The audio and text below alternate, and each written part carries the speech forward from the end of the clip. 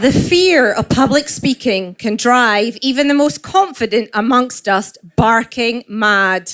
Some of us would rather quit our jobs than make an update at this team meeting at work.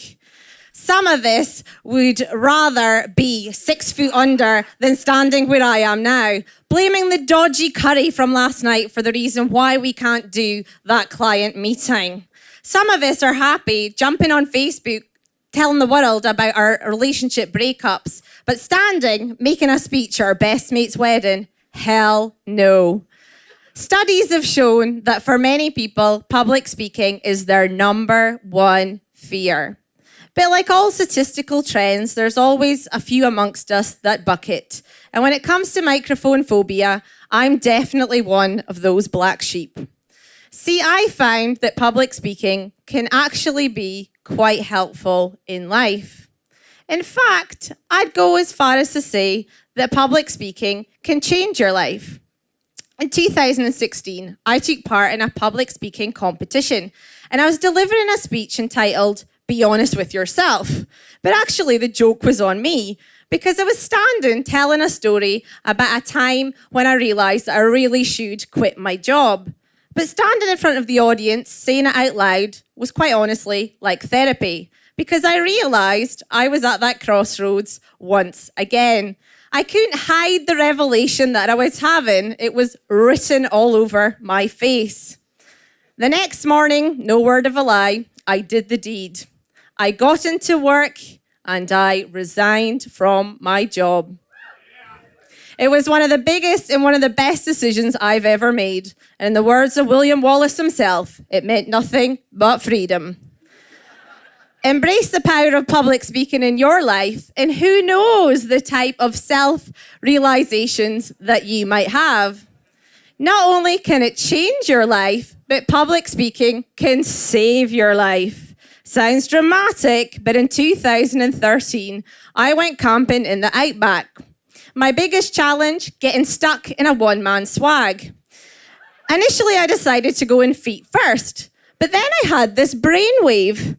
To protect this prime Scottish Angus beef from killer Aussie wildlife, I was keeping my head as far from the door as possible.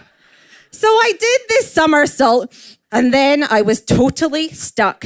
I wrestled, I wriggled, and I was having a full-on panic attack. The only thing that calmed me down was the thought that if I did make it out alive, this could be a very entertaining story.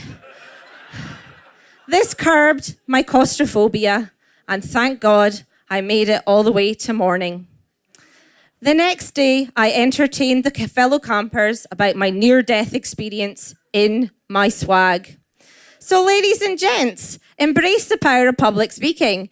And next time you feel trapped in a conversation that is completely dying, all you need to do is whip out a story and start entertaining the troops. If the notion that public speaking can save your life seems a little far-fetched for you, how about the idea that public speaking can really help you out in everyday life? Back in 2009, in the thick of Sydney winter, if you want to call it winter, I was making my way down to my morning commute on the ferry.